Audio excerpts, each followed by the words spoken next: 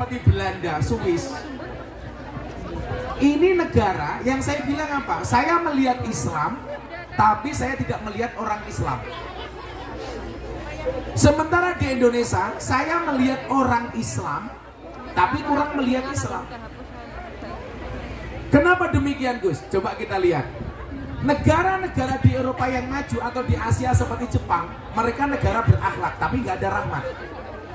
Sementara di Indonesia ada rahmat, tapi kurang akhlak.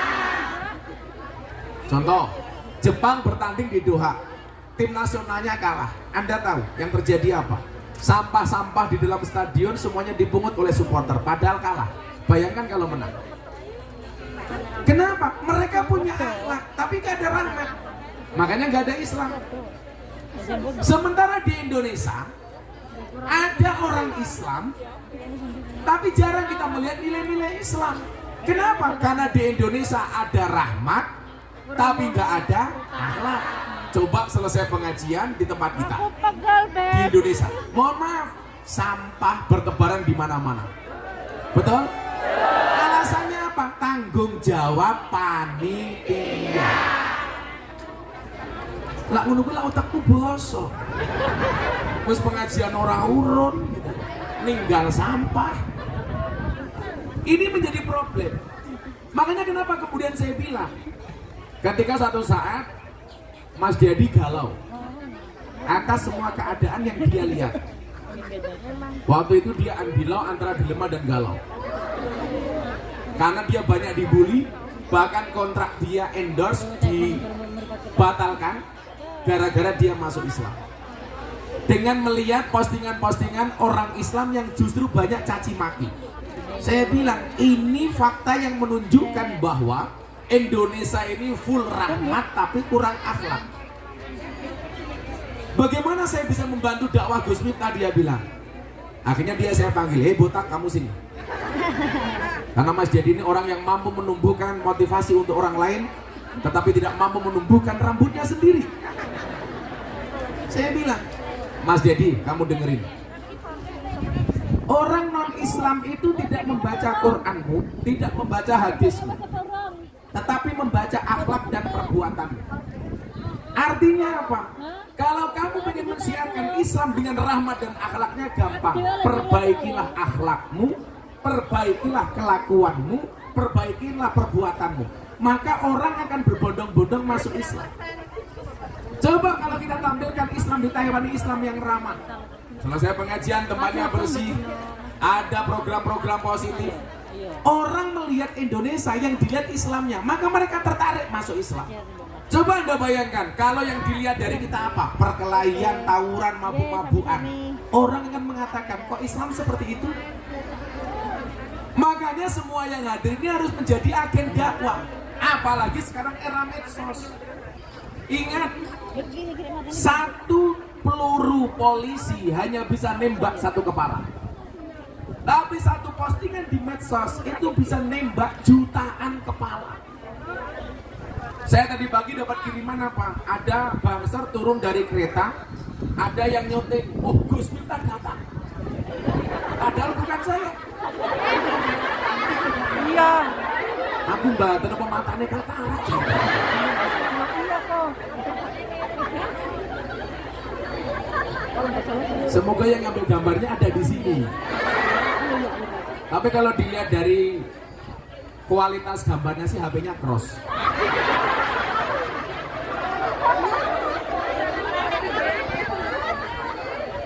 Coba Anda bayangkan, video itu saya ambil, kemudian saya posting di Instagram saya, baru beberapa jam sudah ditonton 200.000 kali. Bayangkan kalau semua di antara kita ini agen dakwah. Caranya bagaimana? Postinglah yang penting, jangan yang penting posting. Cari pendapat-pendapat yang bagus. Coba kemarin Mas, ada survei di TikTok. Tagar paling banyak tokoh nasionalis yang ada di TikTok itu siapa? 10 nama besar. Itu hampir semuanya pejabat, pengurus partai, pejabat politik. Satu-satunya dari survei 10 besar itu yang menduduki nomor 2, tagar paling banyak kiai cuma satu, Gus Miftah.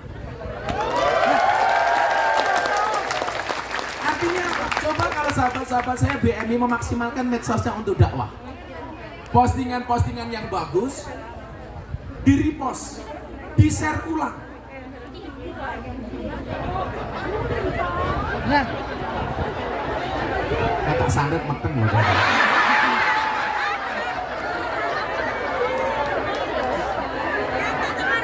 Kamu nafsu sama aku ya? Coba. Sama halnya pertanyaan Raffi Ahmad ketika ketemu saya. Dia bilang begini, Gus, orang posting sedekah itu boleh apa enggak? Nah, jawabannya persis. Sedekah itu boleh tersembunyi, boleh terang-terangan. Boleh di waktu siang, boleh di waktu malam. Pertanyaannya apa? Kenapa kok ada bahasa siang dan malam? Karena siang itu dianggap terang-terangan, malam itu gelap dianggap tersembunyi. Berarti apa? Sedekah dengan terang-terangan maupun tersembunyi itu boleh. Yang nggak boleh itu nggak sedekah tapi terang-terangan cangkemnya cerewet. Wong iya teko iki. Ya melu guyu. Biasanya jilbabe pink.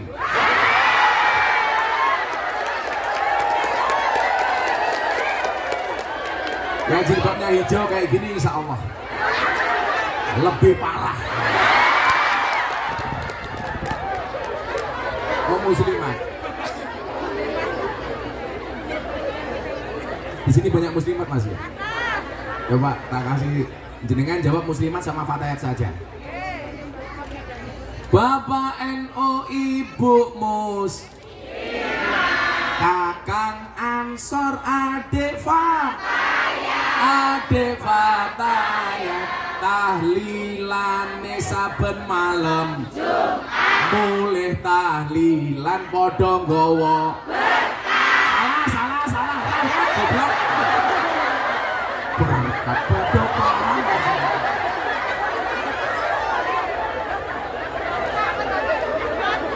rahmat kok berkat bilangi bener rahmat kok oleh berkat. Bapak NU Ibu Muslimat, asal mau tabui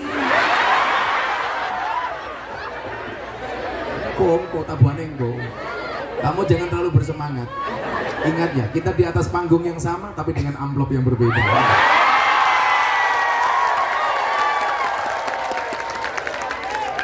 Kan saya sering bilang, strategi bisa di-copy, rezeki nggak bisa dipasta.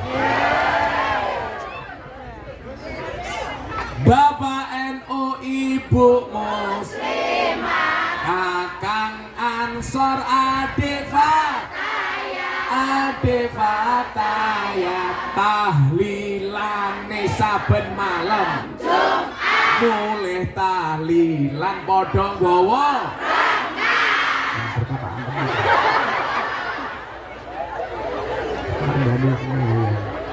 ya tapi bocah iki sing bengak to ganjel to kayak gitu.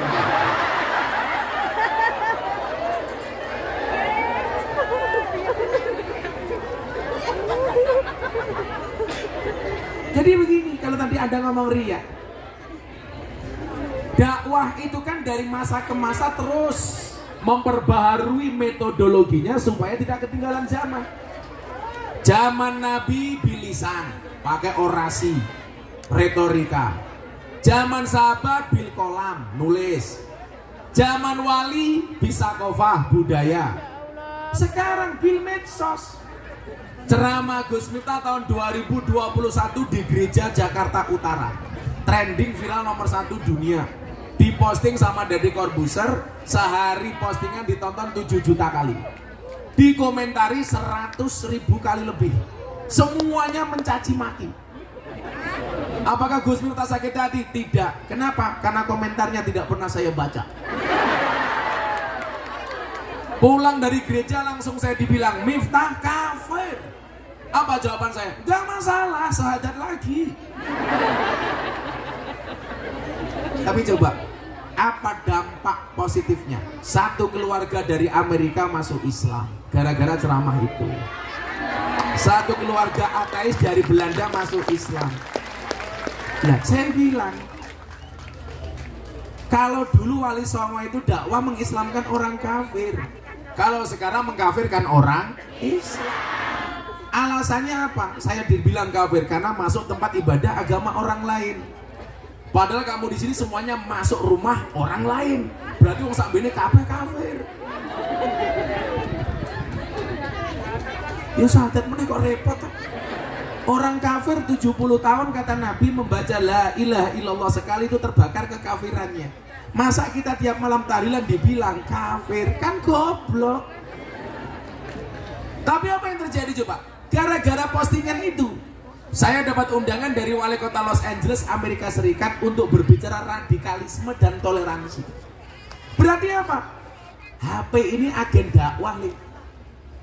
Lah kamu punya HP yang kamu lihat, ya Allah kebaya merah.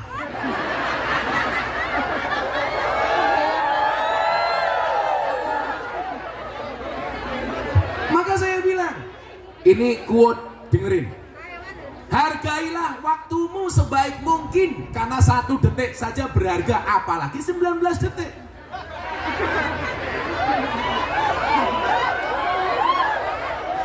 Saya ngomong Gisel sopo?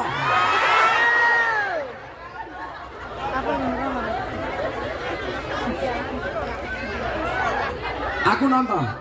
Asing ngirim-ngirim lah ya awak.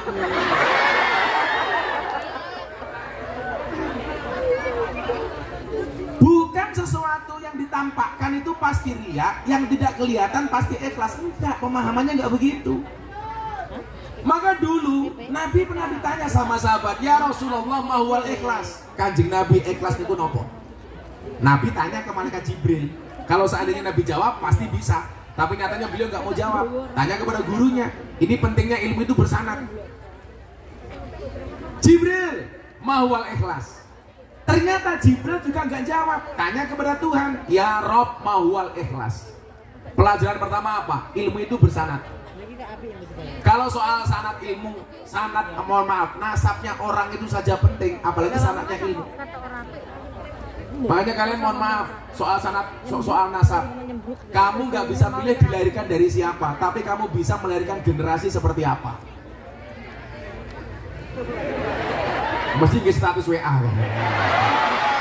Dasar miskin status. Saya ulangi, kamu nggak bisa milih dilahirkan oleh siapa, tapi bisa melahirkan generasi seperti apa. Kalau lihat Nabi Nuh, mohon maaf, Nabi Nuh itu nikah 2 kali mas. Suaminya Nabi, tapi dari 2 istri ini melahirkan generasi yang berbeda. Istri pertama namanya Sofura, anaknya 6, yang cowok 3, yang cewek 3. Anaknya, turunannya mayoritas jadi Nabi. Nikah lagi yang kedua dengan cewek cantik, namanya Wil'ab binti Ajwil. Orangnya SDSP, semok depan semok belakang. Kalau dilihat wajahnya, wow. Lihat bapak BMI, wah. Tapi ini Wil'ab, ini solehah. Anaknya bagus-bagus. Artinya apa? Mbak BMI di sini mohon maaf. Ternyata anak solehah, soleh-solehah itu harus berangkat dari percetakan ibu yang baik. Dan kamu di sini, kalau diniati tirakat untuk anakmu di Indonesia, tirakat dok, anakmu udah diapi, amin. Coba kalau kamu kemudian di sini terlena, jadi BMI kerja di Taiwan, niatnya apa? Di sini seperti apa? Buayane cah desa, cah Ponorogo, cah Tulungagung, pakaiannya melu mbak-mbak Taiwan. Lah cah Taiwan nganggo yukensi, api mas mulus-mulus. Lawakmu yuyu. Wis lemu. Ora pantes. Lho padha-padha ndelok maksiate Kang. Pilih ndi? Yo milih Taiwan kok aku kok. Yo milih sing apik kok. Loh, cinta itu memang buta mbak, tapi cinta bisa membedakan mana perawan mana janda. Iya.